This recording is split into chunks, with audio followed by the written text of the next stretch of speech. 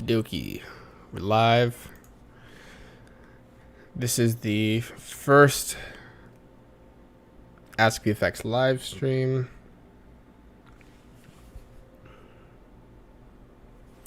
All right, we're just gonna wait for people to come in. Let's say we.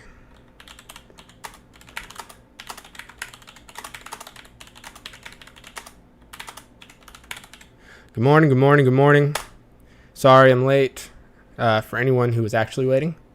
Hope you guys like the setup. I've been working on this the past couple days, trying to figure out a cool way to do this. Also learning OBS. OBS is pretty cool.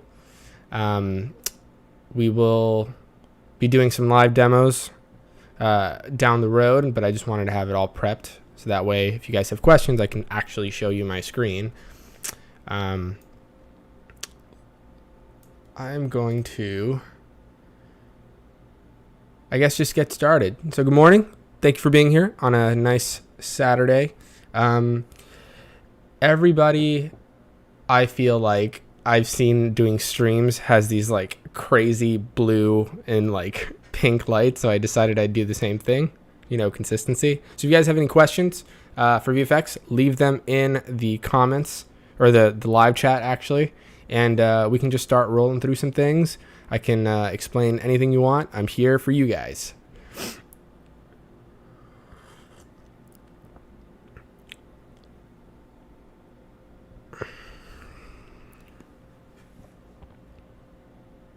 I think there's like a pretty big delay.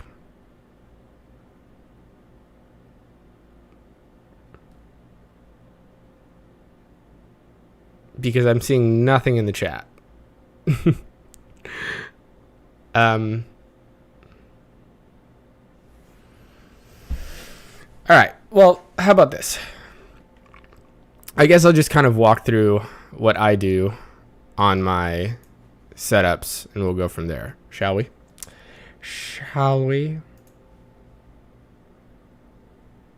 All right. So this setup isn't how I normally have things set up in After Effects.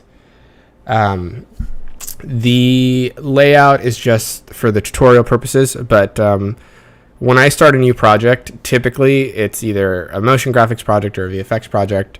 I'll usually start in 16-bit, and then depending on whether I'm having CG assets added that require good interpretation of light, accurate interpretation of light, I'll switch that to 32. That's down here for those of you that don't know. But for the most part, my setup is usually pretty organized. So it's a series of folders. I have my comps in one folder. And by the way, all the keystrokes will be here in the right-hand side, just so that you guys can see what I'm doing. We've got some questions in the chat that I didn't even realize. Sorry, guys.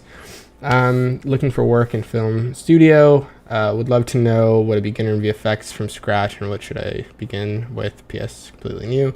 Working as a video editor, but looking to learn more. Okay, so got a lot of questions about learning. Maybe I should stop doing this and just talk to camera. Right on. Let me swap this real quick. Oh, this Inception-y stuff. All right. So, sorry guys, I didn't realize there was people in the chat talking. So it feels like a lot of you don't know where to start or are trying to figure out how to get jobs. Those two topics, there's so many different routes that people can take, right? Like everybody kind of finds their own way, finds things they like, and like learns things as they go. So the first step in like becoming a VFX artist, if you're new, we'll start with becoming an artist, getting better, and then finding work, right? That'll be the progression of this topic. Yeah, Godzilla and Kong did have some insane CGI. The first step is to kind of start learning as much as you can. And the reason I say start learning as much as you can at the beginning is because you'll start to figure out what you like and what you don't like. Mainly because VFX is so many different areas of expertise where you could be a compositor, or you could be a modeler, or a lighting TD, or an effects TD. You could be a VFX supervisor. You can be all sorts of things within this one department of VFX. VFX is not just one thing, which nowadays it's easier to be like more well-rounded as a generalist. There's so many tools available, and so many people seem to know so many things. But I used to be of a certain thought that like you had to learn everything to be really good, but that's not necessarily true. Like you can be really good at one thing and make that your career, and that's okay. There's nothing wrong with just learning a few things and being good at that, or learning one program and being good at that. I personally like to learn everything. That's just the way that I am. I like to know all the different aspects of visual effects, and I often work as a supervisor, so I do kind of need to know all of those things. It is hard because when you start to learn so many things and so many different software, so many different techniques, it does take a lot of time, and when you are busy, that becomes harder and harder. But if I was starting to learn VFX now in 2021, I started in 2006.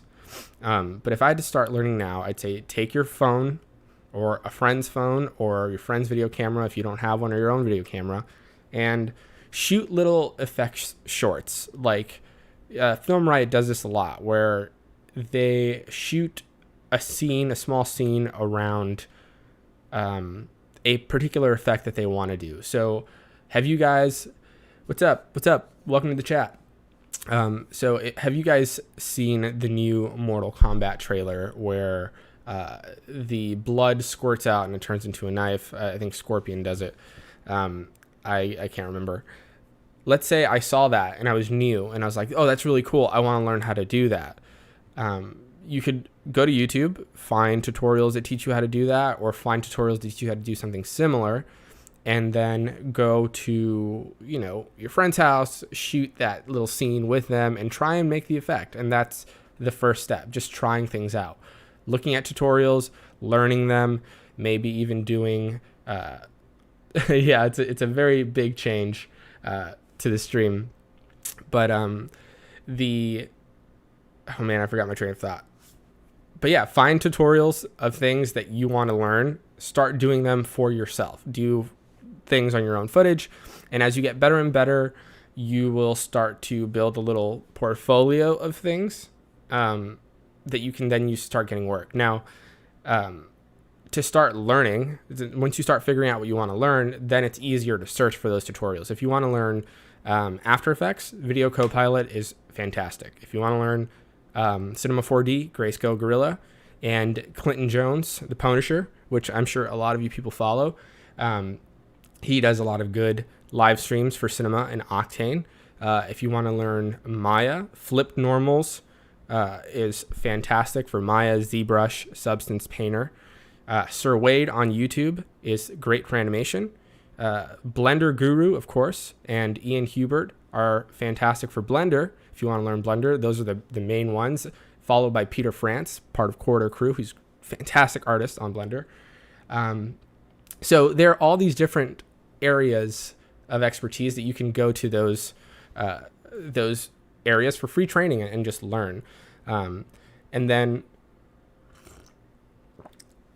to get work, it starts with a good reel, right? You have to have a solid reel. It doesn't have to be, super long. It doesn't have to be super impressive. It just has to show that you can do the core things well, right? Roto, keying, tracking, color correction, and that you have a good understanding of how light works. That's what you're looking for as an entry-level artist, or that's what we're looking for as hiring managers and supervisors. We're looking for people at the entry level that can do the basics well. So showcase those skills. I mean, we can have another stream about demos down the line, and what makes a good demo, and at different levels what we're looking for. But for the most part, that's what you need as a beginner: good, solid, fundamental reel. And then to find work, especially if you're trying to find it like in your community. I live in the United States, so it's a little different for me, because especially where I live in Los Angeles, so there's a lot of work. Excuse me, I'm new to the stream, so I'm like reading while I'm talking, so I lose my train of thought. But there's a lot of work in LA, so I don't really have to look too far. My circle or my network is pretty broad. I've been working for a long time, so finding work is a little bit easier for me. But for somebody who's new, I would recommend finding student films that could potentially pay you, universities.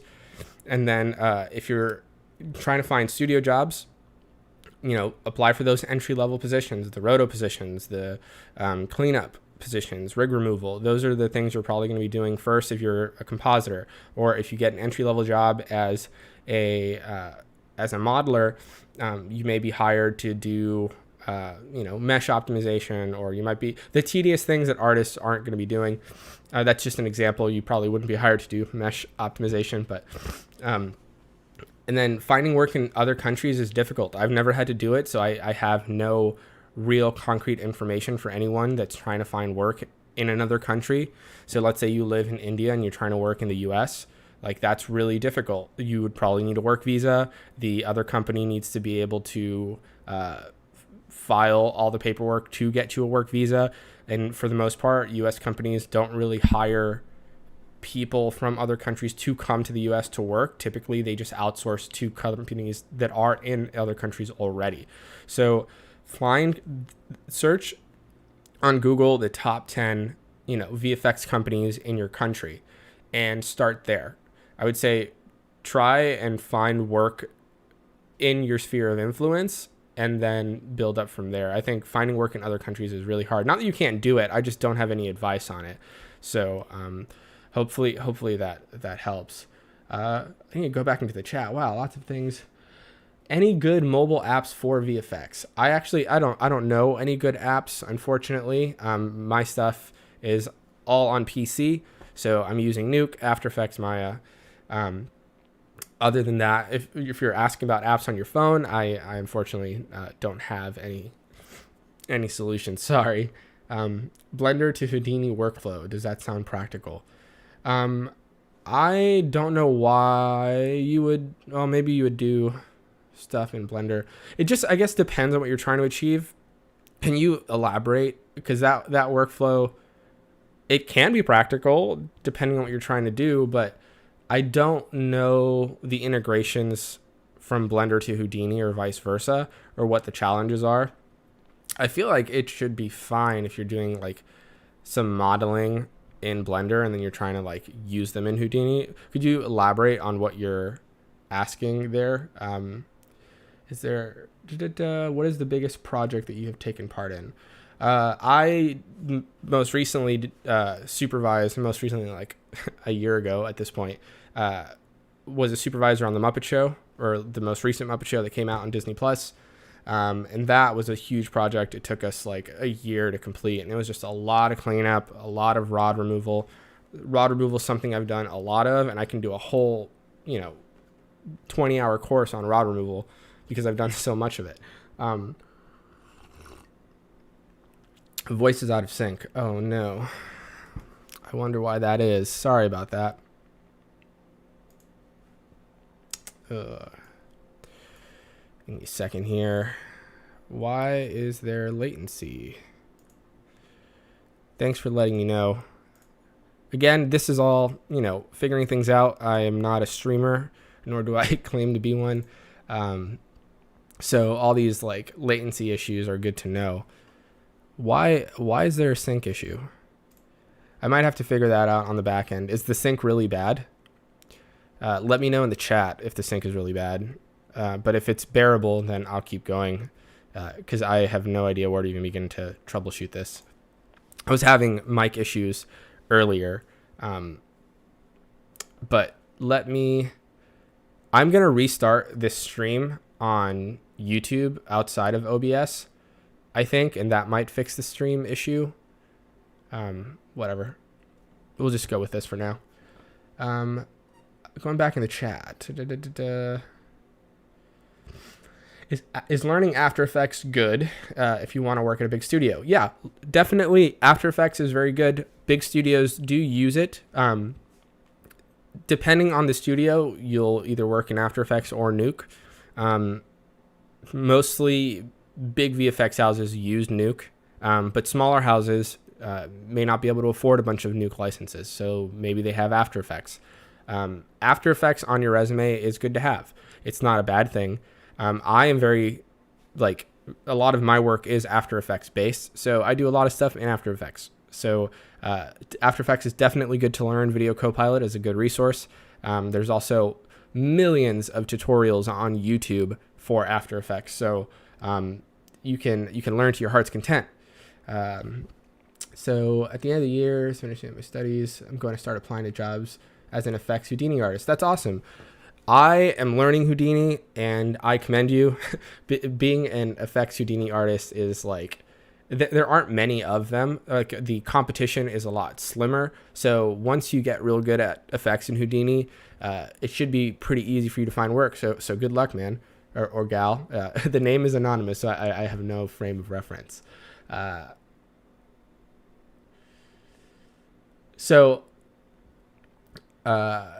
Namit asks if After Effects is industry standard software, or I need to learn Nuke for getting a job. If you want to be a compositor, I do think you should learn both. I mean, I feel like jumping between the two programs, especially if you're going to freelance in different studios, you never know what they're going to throw at you. So knowing both is good.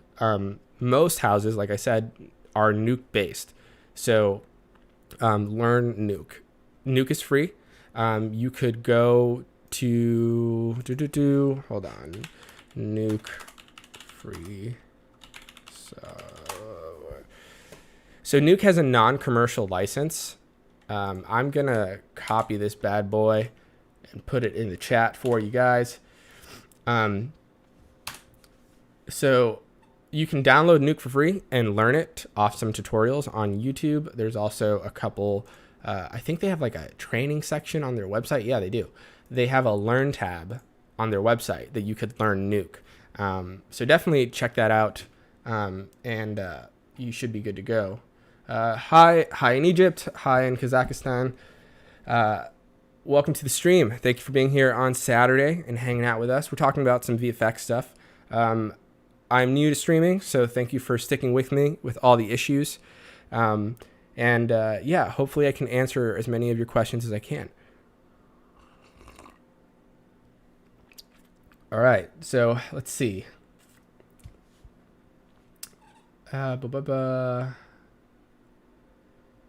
Voice is out of sync, which I knew that.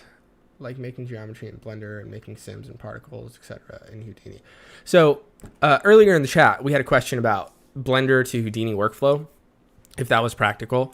If you are more comfortable in Blender modeling and building geometry and things like that, and then transferring that to Houdini through like an FBX or OBJ, I think that's totally acceptable. Like, so there are some times where I'm working in After Effects and I need a model of something.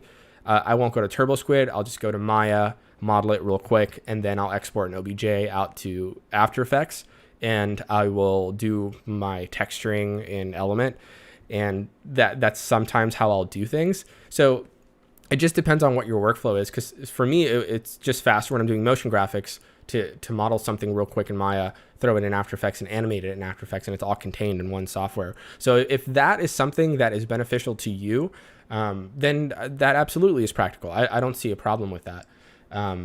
That's just my perspective. But yeah, I mean, if that works for you, then I think it's great. Let's see, what else we got here. Which career is best for VFX or filmmaking? I do not understand the question necessarily, but I'll try and answer it the best I can. So the question is, what career is best for VFX and filmmaking? I'm going to assume it's like, what are the skills you need to learn to be in VFX and filmmaking? I said this in my last live stream, my test live stream, that photography is very good to know. And I feel like having a good sense of space, light, and composition is beneficial, like, for everything in regards to filmmaking. Some of the best VFX artists are photographers too, because in order to be a good VFX artist, you have to understand how cameras operate and interact with light, and how they affect your image, and how they change certain things on screen. how different cameras affect the image, how different lenses affect the image, sensors, all of these different little intricacies that some VFX artists that aren't photographers wouldn't necessarily know. So photography is a good, I guess, skill set to base everything off of. It's also a fun hobby. Photography is great. And from there, you can pretty much build on a filmmaking career or a VFX career. And compositing, I think, is a good secondary. Like if you don't have any idea as to what you want to be in visual effects, become a compositor, because for the most part, all the skills you learn as a compositor can translate over to other things. So for example, mats, for instance, noise mats and displacement maps and turbulence and all that stuff, those little things that you use in compositing, you could use them in texturing, for example, because the concepts are the same when you're using maps. And you'll understand exactly how they work. So when you're texturing, you could use that. So I guess those are the two that I would recommend.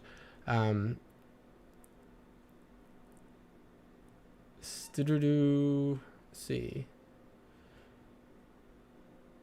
Is 3ds Max dying? I don't know. It just depends on, because here's the thing. 3ds Max is used a lot in architectural visualization.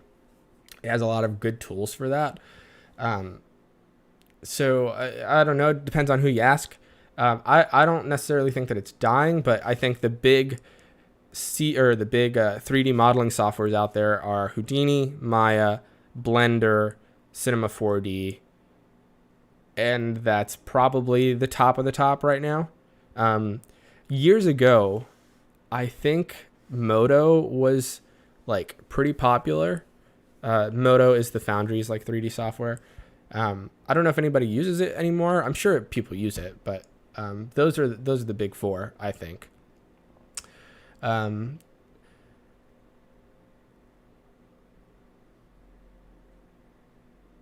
Opinion on the Montreal VFX scene. I don't have an opinion on the Montreal VFX scene.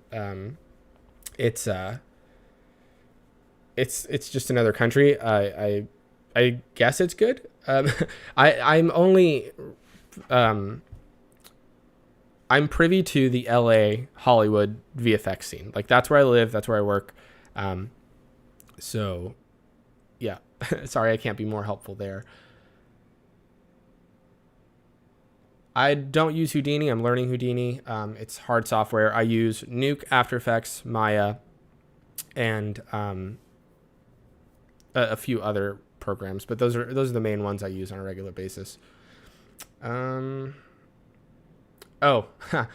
learning Unreal Engine too. Unreal Engine is the future. I've said this before. Unreal Engine is incredible, and all the things that you can do in Unreal, and like real-time compositing, and how a lot of productions are changing to real-time.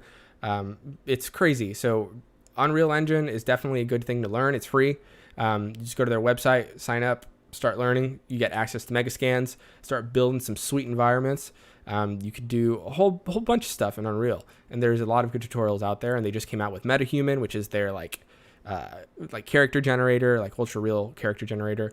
It's really awesome. So Unreal is definitely another program aside from Houdini that I am learning when I can to get better at, because it's really great. What are your thoughts on live action compositing? Live action compositing is what I do every day. Live action is what makes your shots, right? So I work in VFX, but I'm always a firm believer that everyone should do as many things in camera and as practically as possible, because it makes things look better. But when you can use VFX to enhance your shots, right? Or you just use VFX when you can absolutely not get the shot safely. Or things just don't exist, like a massive space scene or whatever. VFX for live action compositing, or live action compositing is compositing. It's part of VFX. So how to make a good VFX show reel. So we're gonna do a whole stream. I'm gonna start streaming Tuesdays and Thursdays, hopefully, to make these a little bit more regular. But maybe on Tuesday we'll do a stream about a good VFX reel, just to to give people an idea of what we're looking for when we're hiring. I am personally not hiring anymore. I work for myself, so I don't have employees, but every now and then I'll outsource a contractor here or there. But when I was working for studios, I would hire occasionally, and I would look for specific things. So maybe we can do a whole stream about what's it called, reels.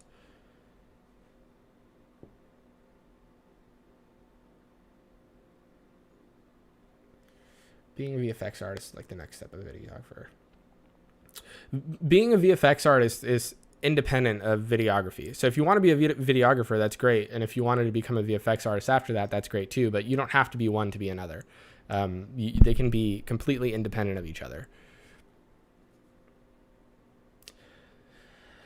And no, software does not matter.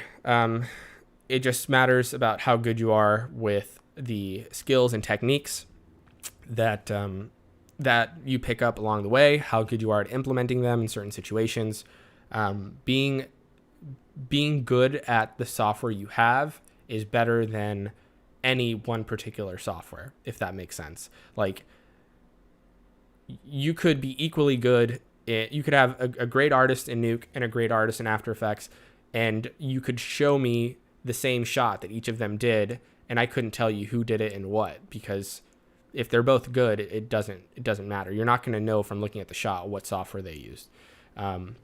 So software does not matter. It just matters that you know your tools well and that you are good at the skills and techniques.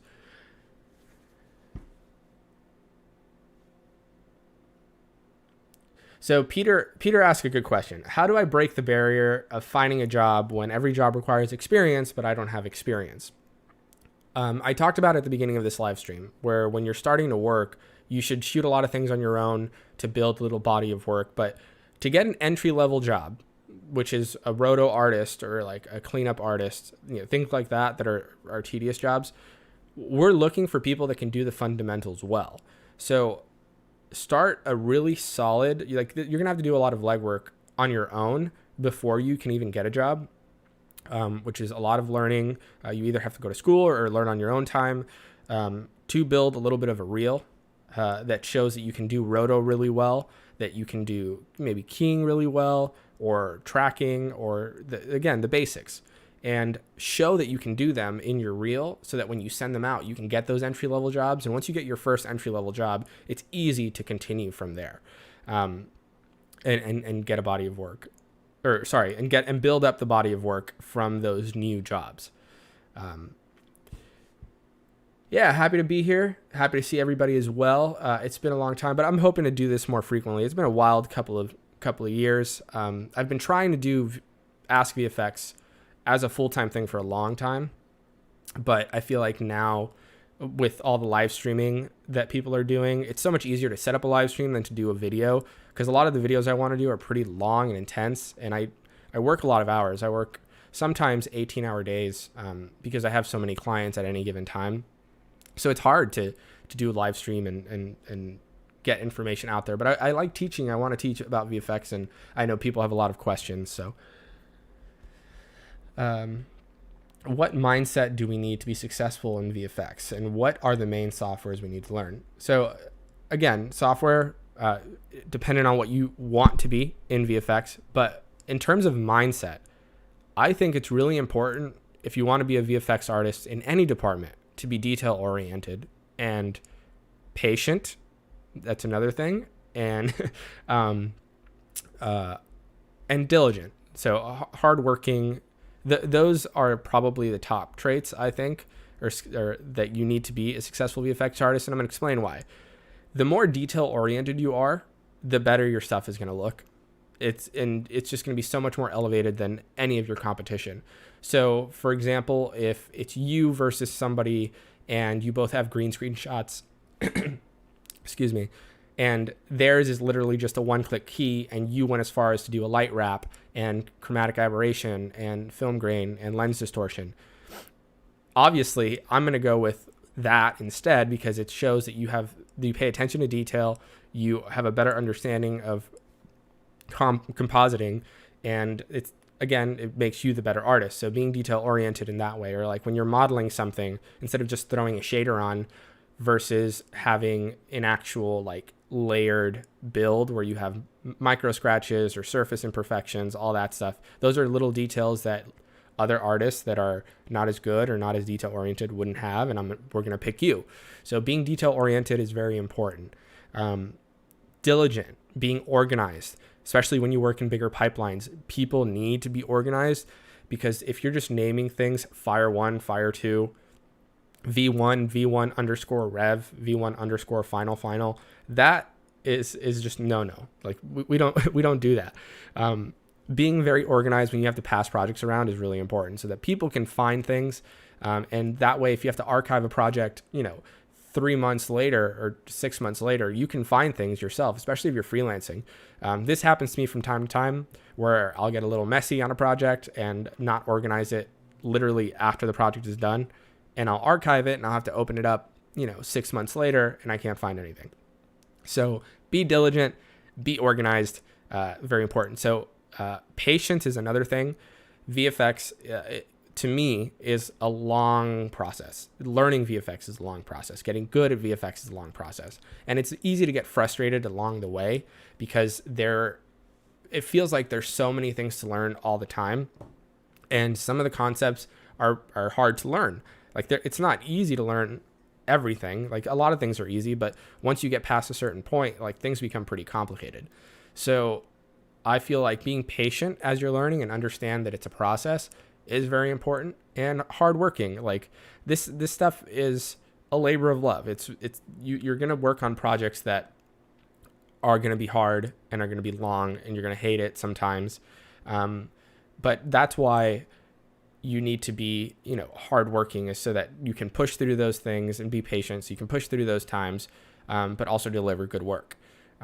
Because at the end of the day, as much as this is our passion, we love it and we love doing it, it is also our jobs.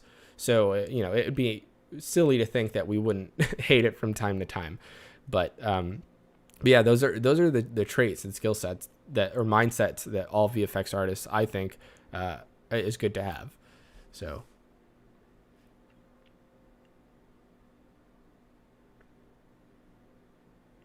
It is never too late to learn VFX. So, Mura, that's a good question. So I hope I'm saying your name right. They asked if at 35 years of being a videographer, 35 years old, and they're a videographer, if it's too late to learn VFX. It's never too late to learn. The more you know, and the extra stuff that you pick up along the way just makes you better at your craft, right? I don't think age matters. You can learn really fast and be better than somebody who's half your age. The fact that you're a videographer means you have knowledge that maybe somebody who isn't a videographer has, and then you can apply that to your VFX. So I don't think age matters. I don't think it's ever too late to learn VFX. I just say dive right in, start doing some tutorials, start following some live streams, and go from there. I say do it, man. That's great.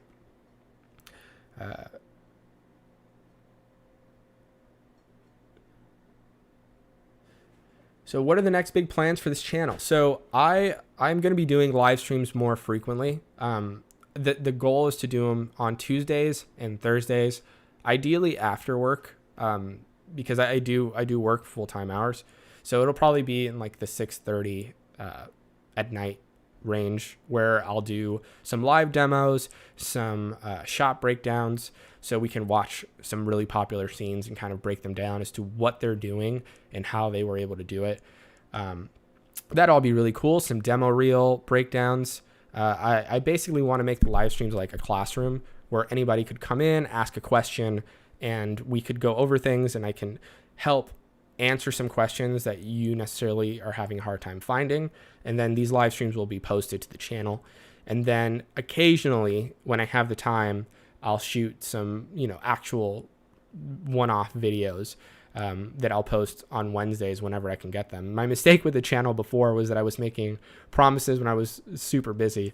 But now I have a little bit more time, and I really want to put time into the channel. So expect these live streams every week. Ideally Tuesdays and Thursdays at 6:30 Pacific time. And it'll be a lot of VFX talk, man. Lots of VFX talk. Look, I even have my coffee. So we're having coffee on a Saturday morning talking VFX. This is great. This is what the internet was made for. Have I tried Blender's Eevee? It's like Unreal real-time engine, but inside 3D software. I haven't played around with Blender. I have Blender on my machine, but I have Maya and I use Octane. I have two 2080 Ti's that are linked with NVLink, and I know that is kind of behind the times. But with the graphics card shortages, I'm not going to upgrade. Two 2080 Ti's are going to work fine for my purposes. And that's pretty good for me. I need to learn Octane and Redshift because I know that they're pretty dope GPU renderers. But I'm pretty comfortable with Arnold. I like using Arnold, and I have a pretty fast setup where it works fine for what I need. But yeah, I'll give Eevee a try. Requirements for Unreal Engine 4. I don't mean this in a rude way, but check the website. I don't know the requirements for Unreal Engine 4. But I'm pretty sure that's listed on Epic Games website. If you want, I can link it for you. But my machines are pretty beefy. I have a few machines that I work off of. I have a main 3D computer, which is this one that I'm streaming on. It has a Threadripper and the two 2080 Ti's, so it's pretty big boy. 256 gigs of RAM, and then I have a few other machines that are not as fast but are more compositing optimized. Let's see what else we got here. Can learning YouTube videos make me a good VFX artist? Yeah, absolutely. I learned from YouTube and Video Copilot, and then the rest I learned on the job. Learning from YouTube is, I said this in my last stream, there's no excuse to not learn VFX anymore if you want to be a VFX artist, because like there's so many tools available to you. Even like the main software websites where you get the software from will offer tutorials. Like if you have the drive to learn, you can learn for free off YouTube and, become a student of the VFX world. You can absolutely become a VFX artist, a good VFX artist from learning YouTube. One thing I will recommend to everyone that's in this live stream right now, that if you want to be a better artist, watch breakdown videos. In other words, find like VFX breakdowns from popular movies or TV shows or from popular studios like ILM, for example, and just watch the breakdowns, study them, like watch how they shot, watch the final product, and watch the building of those things, and you can get an idea of how they were able to make that particular shot work. Also, the Corridor Crew guys have the VFX artist react stuff. That is another great thing where they sit down, they break down shots. That's great to learn. Become a student of how things are made, and that will help you become a good VFX artist. You could definitely learn that from YouTube. Hopefully that helps. You're going to keep uploading videos to the channel. Yes, I'm going to keep trying to upload videos to the channel, but for the most part, live streams are going to be the bulk of it, because I feel like it's easier to interact with people and answer questions, and it's faster to do. It's faster to set up. I just turn on the camera, start talking into the microphone. But yeah, I want to make longer form videos where I'm explaining the deep dive concepts of how to make VFX. Like months ago, I wanted to make a video about mats and how they work, because I feel like a lot of people don't understand mats, and they're so simple. They're just masks. But anyway, yes, there will be more videos on the channel. Does a degree matter? Not really. Like, so I went to a 4-year university in the US, and in hindsight, I probably didn't need to go to that university because I didn't learn anything at school that I used at work. What I was able to get from school was connections through the alumni network to get my job.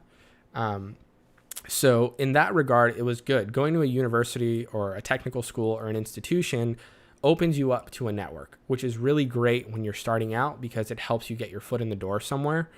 But for the most part, if I'm looking at a resume, I don't care what school you went to. I care more about your reel.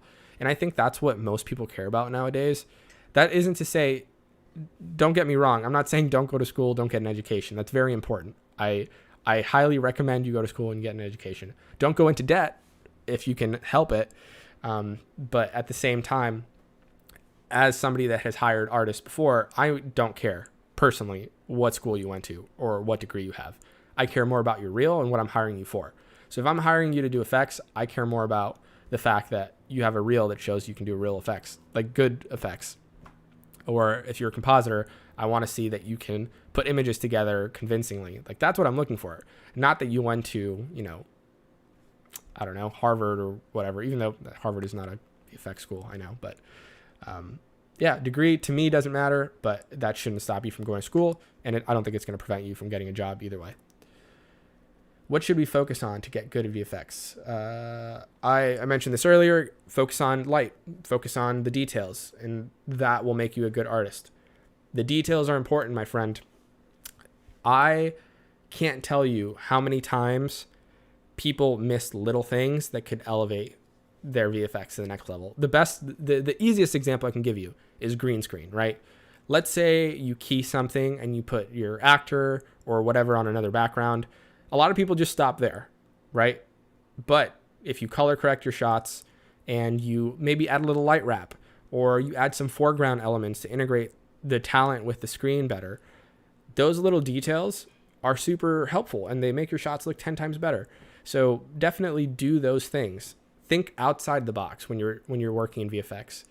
Like if you are modeling this glass, right? There's water in it. If it was sitting on a table, it would be two clear materials, right? And people would stop there. But there's smudges. There's maybe little specks in the water. There's other little details that you can add to those items to make them better, make them look more realistic. The details, focus on the details, and thinking in that way will help you be a better VFX artist.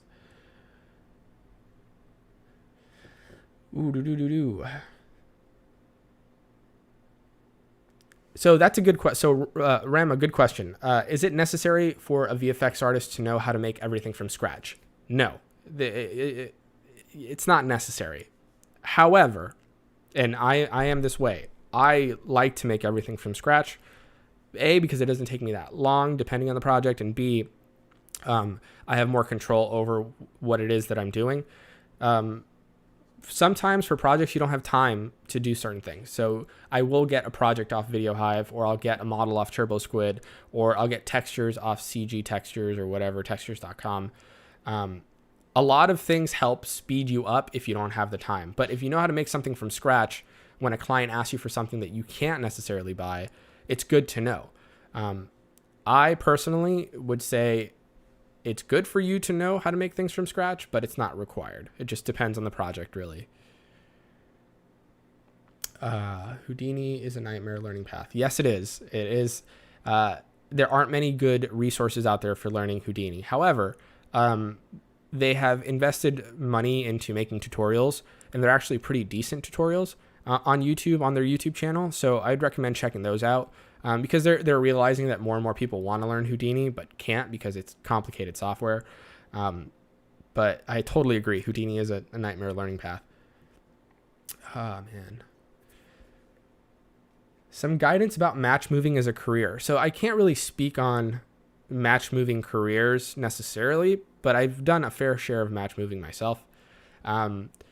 Match moving is one of those things where you definitely should understand cameras, because different cameras affect shots differently, and how you track, like that's a good thing. Also, when you're in school, being good at geometry is really important. Having a good sense of space and how certain shots affect certain tracks, like all that's really good to know. But when it comes to like finding work as a match moving artist, I can't really speak on it. I am not one, so I can't give any advice there, but I would assume it's like anything else. Prove that you can do the work, and you should be able to build, a career from there. Star Maker have a lot of good tutorials on their website. Go slowly; it's gonna be worth it. Star Maker. Oh, okay. So you're talking to somebody else. Sorry. So I'm learning the stream stuff. So for anybody that sees stuff that's weird in the stream, I apologize. I'm reading and like talking at the same time.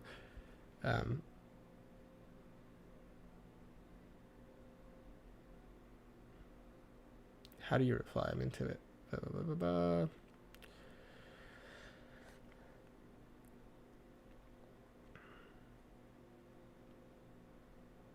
Will AI take over VFX jobs? So this is a great question because I feel like there's been so much that's come out recently with AI that can improve workflow that it is insane. I do not think AI is going to take over VFX jobs. Absolutely not. If anything, it's just going to make more jobs because as our industry grows and as technology changes, there's always going to be new jobs that come with that new technology. So like if old jobs become obsolete, which is rarely the case, then there are going to be new jobs by what that technology eliminated. Does that make sense? So, I mean, here's the thing. Back in the day when special effects was in its prime, and now we're talking about practical special effects, not visual effects.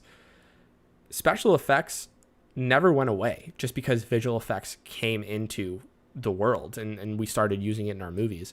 So things like miniatures and like practical film, green and blue screen, shooting things on motion control rigs, stop motion, all of those tools or techniques that we used back then for special effects, all of that is still around today. We still use it. And the concepts for those things are things that we just transferred over to digital. Like we do all the same techniques that we use for practical. We just use them in the computer. Like when you expose for different channels in film, we're still doing those same techniques when we do mats and stuff in After Effects or Nuke. Like the concepts are the same. So like just because the technology changes doesn't mean that jobs go away necessarily. It just means that you have to adapt a little bit. AI is just going to make like all the tedious stuff so much easier. Like I am so ready for all of AI, like especially when it comes to tracking or removing things, like the things that are really tedious and like kind of annoying, are just, they open up creativity. They once you have all that monotony out of your head and all that boring stuff out of your head and you just have the room to be creative, like that's where it gets really fun. Like let's say, I'll give you an example. Let's say you have 8 hours for a project and 5 hours of that is spent rotoing. So you only have 3 hours to be creative. Like that doesn't sound fun to me, but if you could do that in 2 minutes and you have 8 hours to be creative, think of the difference in the quality of your work that you can make. Like I think that addition or those changes would be fantastic. Have I tried Natron? I know what Natron is. I haven't tried it. I kind of just stick with what I know studios have, because I mean sometimes you'll have to deliver things to another artist that's already working at a studio and you have to be working with the software that they're using. I don't know of any studios that use Natron, to my knowledge. I'm sure that they probably exist, but the places that I've worked at and worked with primarily use After Effects or Nuke, so I kind of just stick with those two. I try to just learn the things that are most popular because it's easier when you're working with other people in other locations, because that's typically what they're using. TDC Max, good question. So they asked, is it okay to use Mixmo when making an item for your portfolio? Yes, absolutely. Because here's the thing. Let's say you are a lighting artist and you want to showcase your lighting and you want to do like a pretty dynamic shot, but you're not a modeler, you're not an animator. Get that model off Mixmo, man. Throw it into a scene, and if you are presenting a reel as a lighting artist, it doesn't matter that that's not yours, that you didn't do that, because you're just showing that you can do the lighting work. And if you're submitting a reel for lighting, that's all they're going to be looking at anyway. So absolutely, man, use Mixmo. I use Mixmo all the time. I think it's really great that it's pretty much like stock footage for mocap. But yes, that's not a problem. I don't think that it's a problem. Now, if you're going to start downloading stuff off that and selling it, that's gray territory. I can't speak to that. I don't recommend doing that. I don't do that. But if you use it in your reel, absolutely, I think it's fine.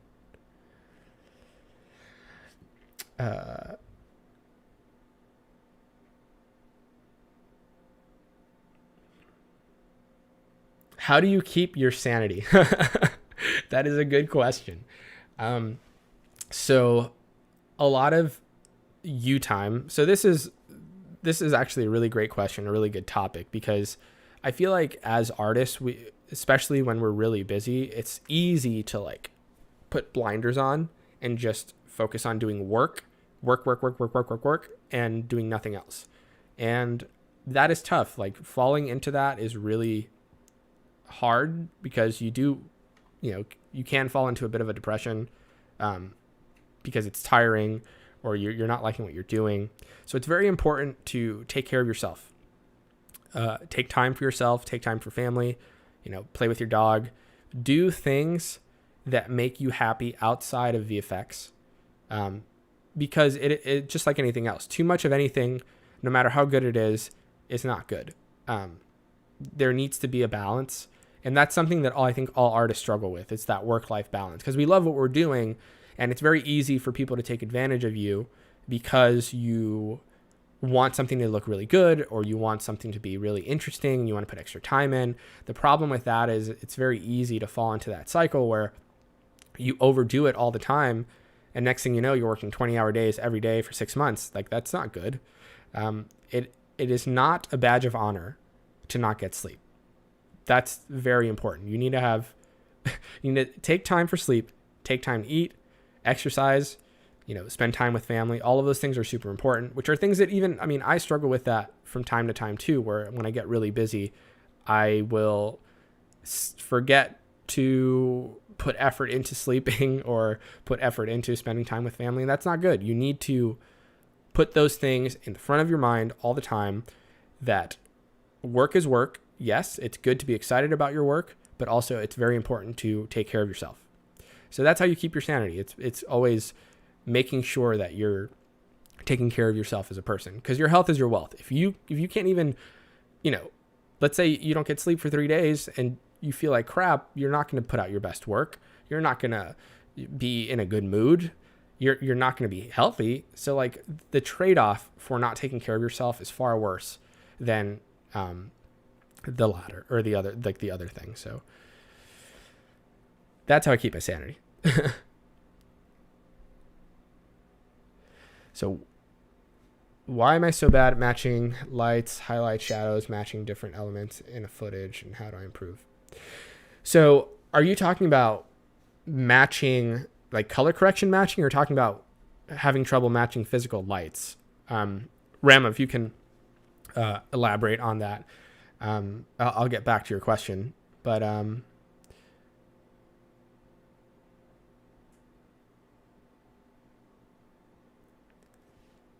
is Fusion used by studios? I think some studios use it, but I haven't come across any that have used Fusion. For those of you who don't know, Fusion is node-based compositing software that ships with Blackmagic. I think you can buy it as a standalone through Blackmagic. Ships with DaVinci, not Blackmagic. Blackmagic is the company. I don't know. It's free for those of you that want to learn node-based compositor and work with an editor at the same time, because DaVinci is now an editor. It used to be strictly for color. Like, you could edit in it, but it wasn't like conducive for editing. But now it's like a full-blown editor, which is great. Let's see here. Do VFX artists work in adult movie industry? How do you see VFX and virtual reality coming together? To my knowledge, I don't know any VFX artists that work in the adult film industry. I'm assuming that's what you're asking by adult movie industry. So I can't comment on that, but VFX and virtual reality are coming together the same way AI and VFX are coming together. It's just another tool to make things better and offer us more flexibility. Like, there's a great YouTube video about the making of The Lion King and how VR helps with a lot of the digital set work. So like Jon Favreau and the DP had VR goggles and virtual cameras, and we're literally flying around set trying to figure out the best shots. That's a really cool video, by the way. You should definitely check that out. I can link it if you guys want. But VR is again, it's another tool that offers more jobs, and it elevates our freedom in terms of being able to be creative.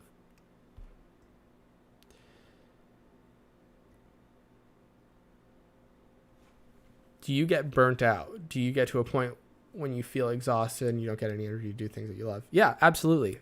Like, so I've been doing this for a long time, and I go through periods where I am completely burnt out. I like what I'm doing and I put a lot of energy and effort into it, but there are times where it's too much and I put too much energy and too much effort into it, and I forget to take time for myself, like I said, and it's easy to get burnt out. It's easy, but you need to take time and remind yourself to take time for yourself. Take trips, go to the park, hang out with your family. Like, you have to regularly do those things to avoid burnout. It's good to have enthusiasm. It's really good to be excited, but at the same time, burnout is a real thing and you have to be weary of it. I will always tell like young artists, all that stuff is great, but don't let people take advantage of you. Because it's very easy to get bitter and jaded, because studios, no matter how good the studio is, at the end of the day, it's a business. They want to make money. So they will do as much as they can for as little money as they can. And be weary of that. But at the end of the day, it's not like an evil conglomerate that wants to kill you. Everybody's just trying to do their best. So burnout is a real thing. I get burned out and it's tough, but then you just have to do something else and come back to it later. And that typically, helps. How can I edit like Jakelix? I love Jakelix. Jakelix is awesome. I am always excited when I see an upload of his, because it's really, really stylistic, and like his comedic style for his videos and how he is able to put it all together. So basically what he does, for those of you that don't know, is he takes popular anime and he finds ways of making himself the character in that anime by starting off really janky, but also making these really polished, like beautiful images. And what he's doing is he's like building a costume, whatever the costume is. It just has to be close. It doesn't even really matter though. And he takes pictures of himself in those poses or records himself in those poses. Then he essentially projects those images of himself that he processes in Photoshop to make them look better onto geometry. I think he uses Blender. I'm not sure. I can't remember at the time, but he projects them onto geometry, so like 3D characters or whatever. He does like hair sims and cloth sims, and he does all the animation in Blender, and then he takes those layers, he exports AOVs or whatever, and he composites them in After Effects. So that's how he does it. His look is all stylistic. Jakelix is a perfect example of an artist that knows his tools and has a very specific style. And that's what I love about his work. It's really, really good. I don't think you can do what Jakelix does without hours and hours and hours of work. So I'll just leave it at that.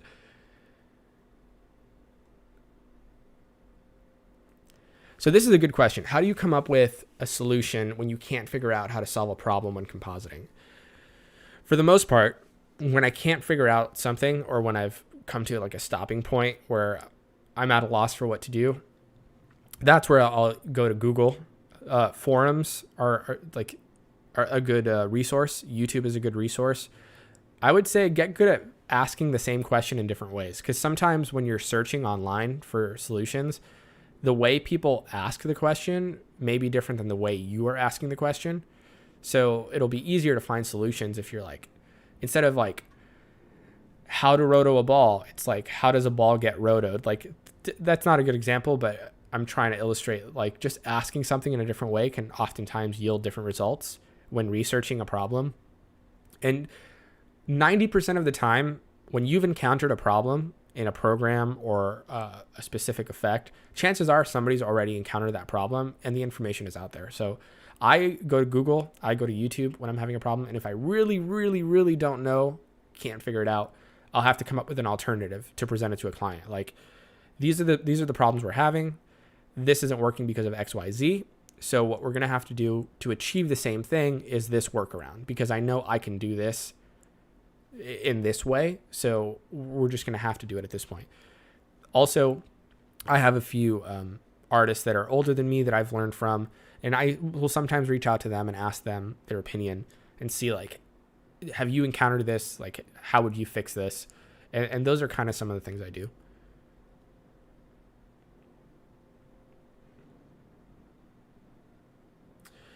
So Ramad asks, matching lights, highlights, shadows, and things like that. There are a lot of good color correction tutorials. A lot of it is being good at like identifying minute differences in color, and that just comes with time. Like, you just have to do it a lot to be able to just see something and know what to do in terms of color. So, excuse me, one of the best things you can do, any program, whether it's Premiere, DaVinci, After Effects, Nuke, you can watch a color correction tutorial that's worth its weight, that can show you how to match color.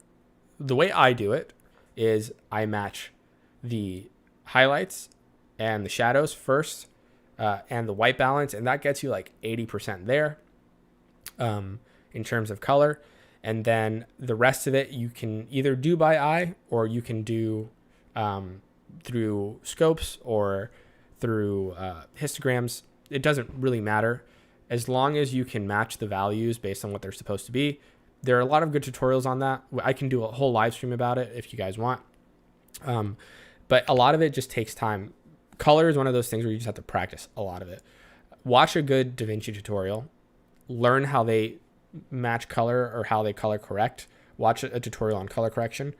Or you can find a color correction tutorial for your software of choice and build from there.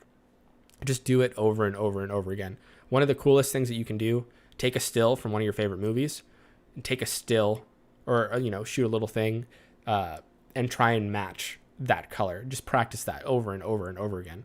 Throw them into the same comp and just say, okay, so there's some green in the shadows. Let me add some green in the shadows. Or there's some yellow in the skin tones that I want to remove. I'll take some of that out. I'm going to add a little bit of this, a little bit of that. A lot of it is practice.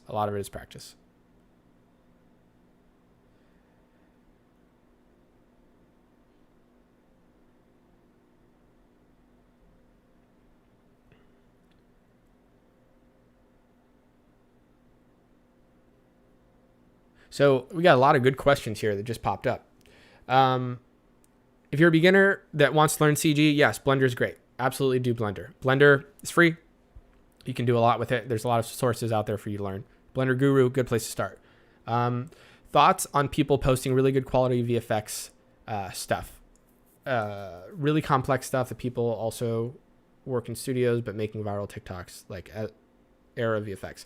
I mean, I think it's great. The more people post stuff, the more people get excited about it, the more people learn, the bigger the community gets. I think it's great.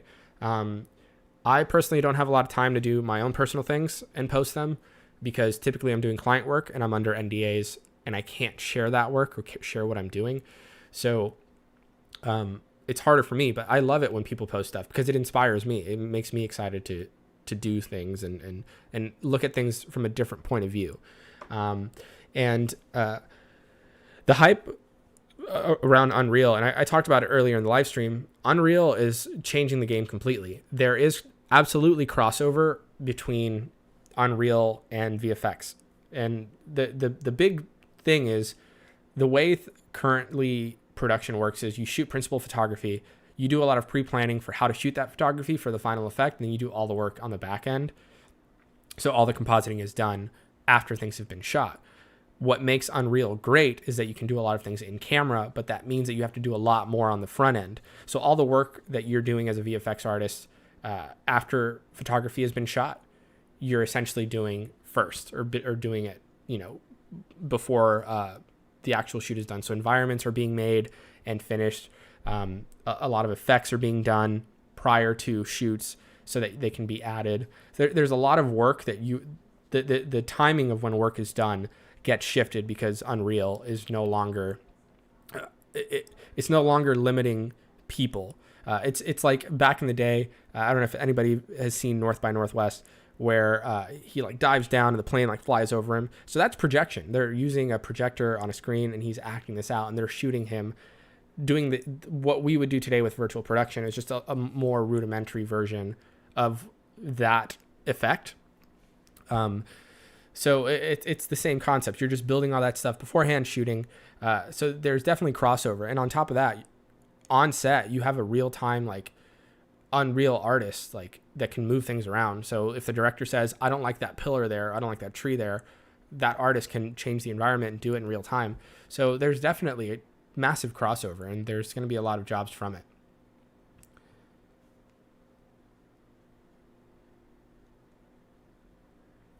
Yeah, Unreal is definitely the future.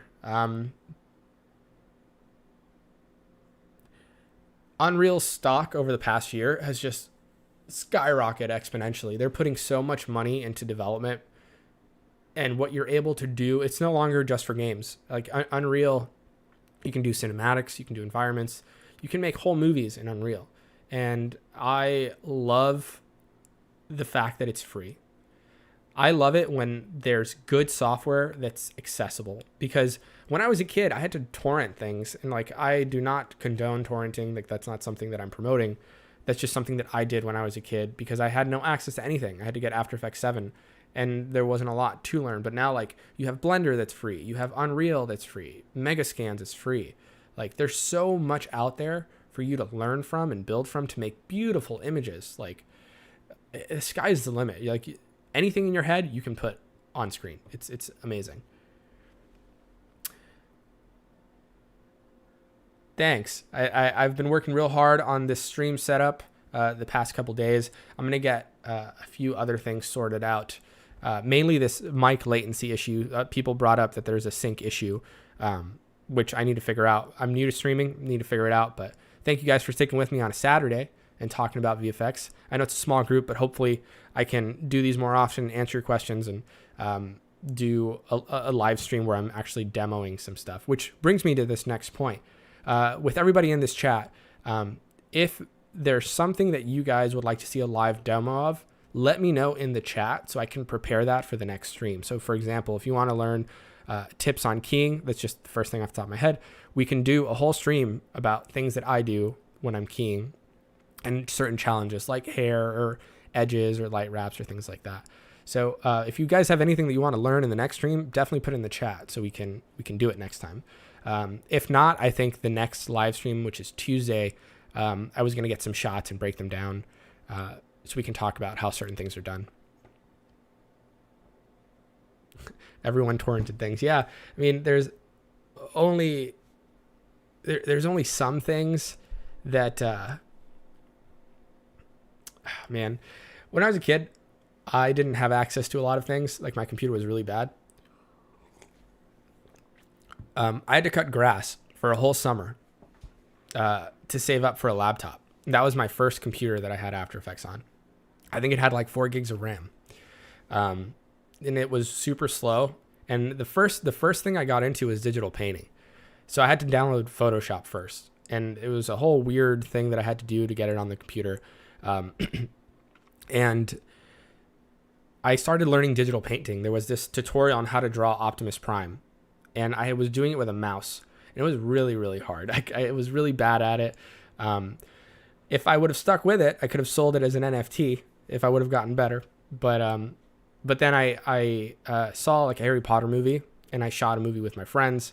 And I was like, this is really cool. I want to learn Spill Effects. And I started learning how to do After Effects. And then that was a game changer. Once I started learning After Effects, I started doing a whole bunch of other torrenting to learn other programs. Like, I got Cinema 4D after Effects, which at the time I was 14. There was no tutorial for Cinema 4D, so I was really lost then, and I just lost interest. But a lot of that stuff, it's been in my sphere for a while. But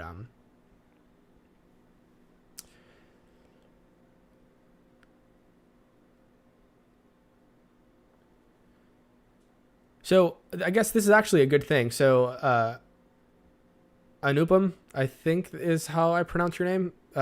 I definitely want to do some live Unreal stuff. So I said this in my last live stream, where I've been doing this a long time, but I also feel like I know nothing because of all the new stuff that's coming out. So I think it'd be really cool if I learned Unreal live with everybody else, so that you guys can kind of see the progression of somebody who has a good background in VFX but knows nothing about Unreal, and we can do some live integrations.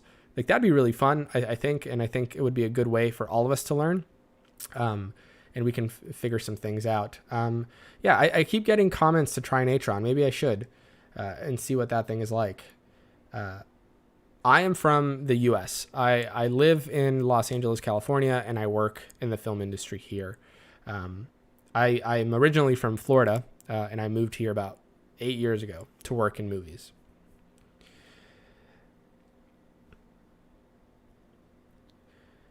Boy, the way. After using After Effects, which software should I go for? If you want to be a compositor, Nuke is the next one. That's what I would recommend. If you want to learn CG or 3D software, jump into Blender because it's free. But if you have some money, throw it into Cinema 4D because it's really user-friendly. If you want to learn effects, jump to Houdini. If you want to learn creatures and animation and other stuff, learn Maya.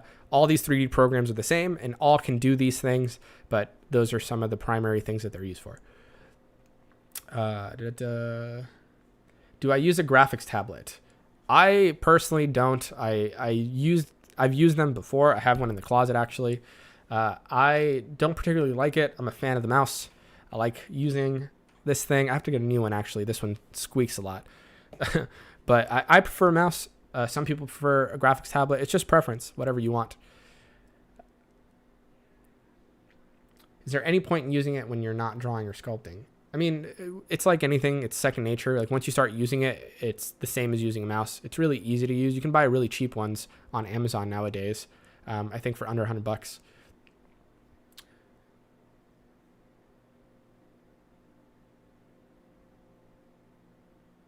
Average salary for an effects artist in the U.S., I think starting it's like $50,000 a year, U.S. But I think you can, like, depending on your level of effects, you can probably hit six figures, especially if you become an effects TD. I personally don't know many effects TDs. I know a few, but we haven't discussed their salaries very often.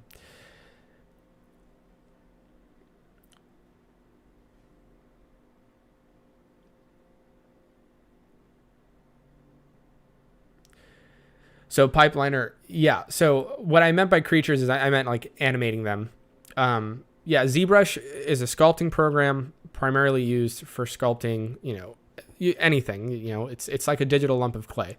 I just meant like Maya is used in animation of creatures a lot because it has really good, robust animation tools. That's what I meant by that. Okay, real quick. I want to talk about software because there's a lot of different softwares to use for different things, especially for those of you asking what software to use. I'm going to just go through the list real quick because I've gone through it a few times in the stream, but I'll just do it real fast.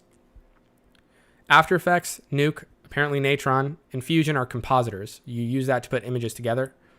3D programs like Maya, Cinema 4D, Blender, 3ds Max, Houdini. Those are 3D softwares where you can model, light, texture, rig, simulate all sorts of different CG elements that you can then use in your compositors to add to your footage.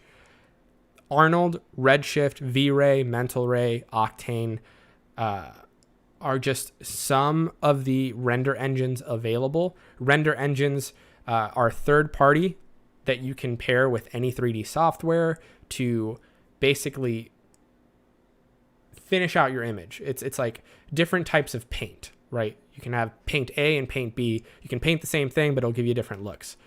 Then there's sculpting, there's Mudbox, and there's ZBrush, which is basically like a digital lump of clay where you can make all sorts of different things from hard surfaces to organic surfaces. ZBrush is really cool and intuitive. I love ZBrush. I don't use it very often. I like playing with it, but I don't use it in my daily workflow. When it comes to texturing, Substance Painter is the primary one that people use. Now, with all the developments with Epic Games, Quixel Mixer, I love Quixel Mixer. I think it's really cool and it's free. It's also another texturing tool.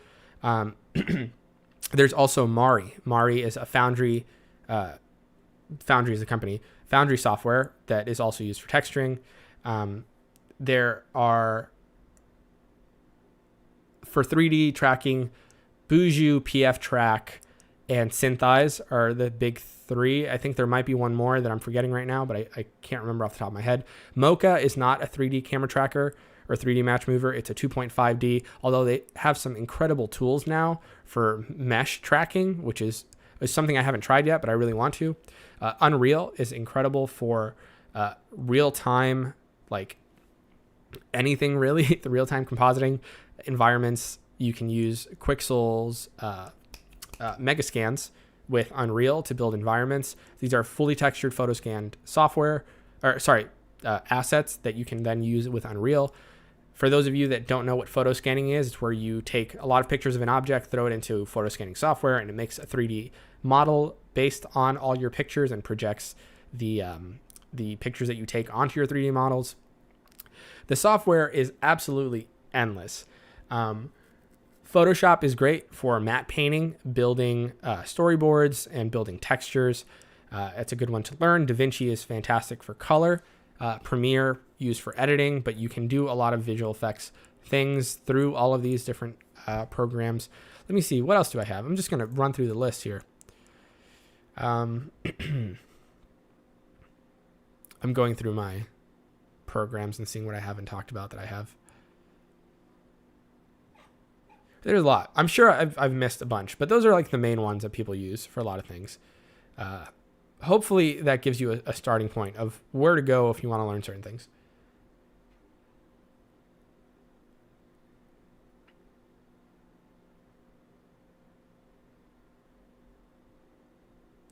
Where were you for 2 years? I was working a lot. So I did a lot of freelance with a lot of different clients. At any given point, I had like 5 or 6 clients at a time that I was working for. And I work from home. I have my setups here. I have a little render garden that I use. So it was just a lot of work from home and figuring things out. So any time that I had free was either spent sleeping or with my wife and my dog. And now I have a little bit more time. Things are a little bit stable. So I wanted to jump on and do more live streams and help teach people. So that's where I've been. So I apologize. I really would love to do this full time and just teach VFX full time, but I have to figure out how to make money off the channel first to do that. Blender might become better in animation in the near future. Yeah, I hope so. I mean, it's still not bad. Like Ian Hubert, if you guys don't know who that is, check him out on YouTube, has this really dope short that he just released where it's like pod racing meets Quidditch, I think. Oh, Marvelous Designer for Cloth. Yeah, that's another one. That was all done in Blender. Really great animation in that. That's proof that you can still animate in anything if you know your tools really well. But yeah, I do think that Blender will become better.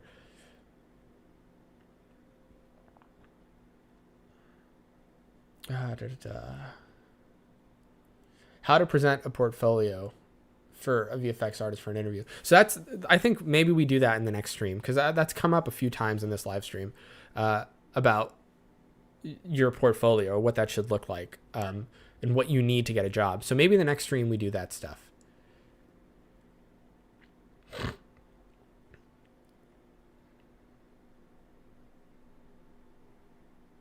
That's a good tip there. Anzuls. I'm sorry if I'm mispronouncing your thing. I'm gonna, I guess, put an overlay on my streams about all the VFX software and what goes with what, and if you want to learn specific things, what you need to learn, just to make it easier, because that does come up a lot. Dude, that's great. Blender got that donation. I hope that they can keep developing and that they keep it free. Blender needs to stay free. I feel like if Blender starts becoming a paid software, that people will just stop using it out of principle.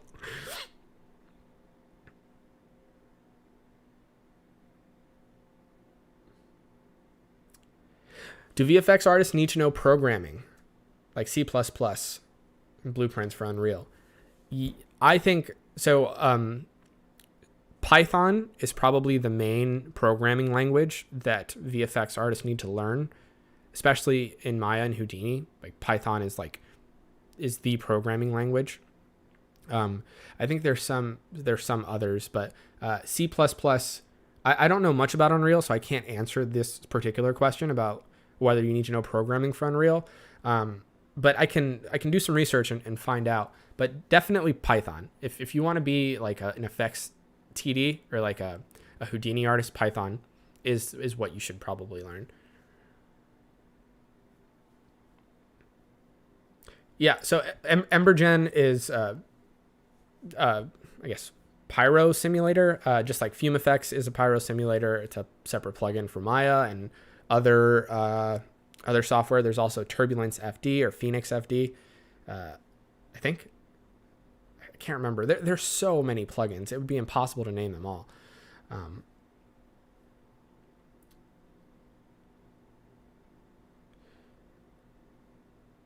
Can you use a cracked version of Maya Houdini to make professional show reel? I wouldn't. You are not supposed to use software for professional work, especially if you're selling it. Like, I think that a lot of software offers free demos and free things that you can use to make stuff for your show reel and use that. I personally would stay away from cracks or torrents or anything like that. Like, all the software, you can pretty much get it for free now, especially if you're trying to learn. Like, keep that stuff away from your computer, because chances are you'll get a virus or it'll mess up your computer to the point where you won't be able to do anything, and that's not good.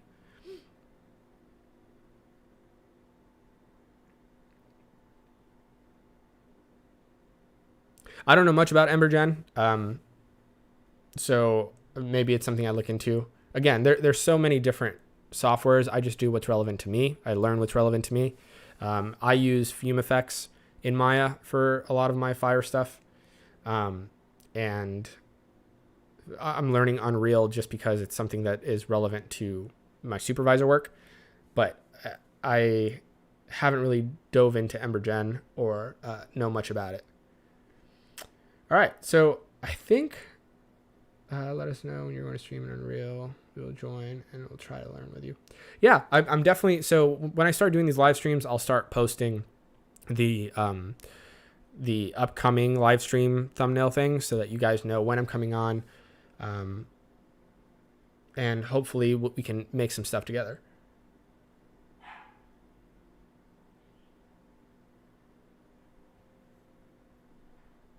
Yeah, I agree. You don't need cracks in 2021. There's just so much available that you can get for free. Like, it's not worth cracking to try and do stuff, especially if you're learning. There's so much available for free.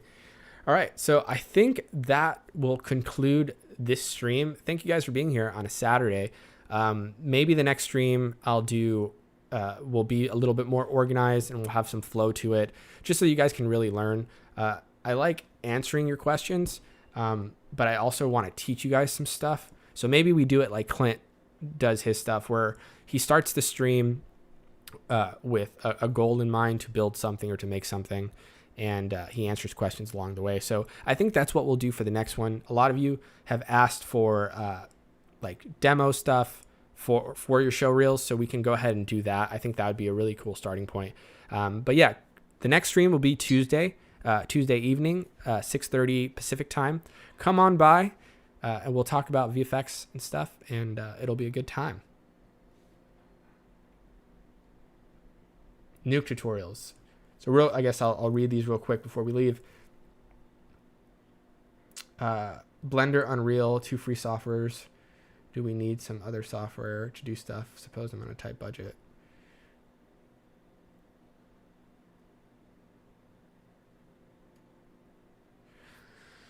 All right, I'm going to answer these 2 questions and I'm going to head out.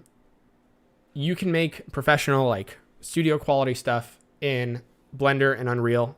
And if you need a compositor, Fusion or Natron are all those softwares you can do for free. You can download them, learn them on the internet. And if you're on a budget, that doesn't cost you anything. You just need a decent computer. And for Boy the Way, I'm 15 using After Effects for around 6 months. Should you switch to another software? It's dependent on what you're trying to do. You know, if you're just trying to learn compositing, you don't really need to switch. Become really good at the techniques in After Effects, and you'll be straight.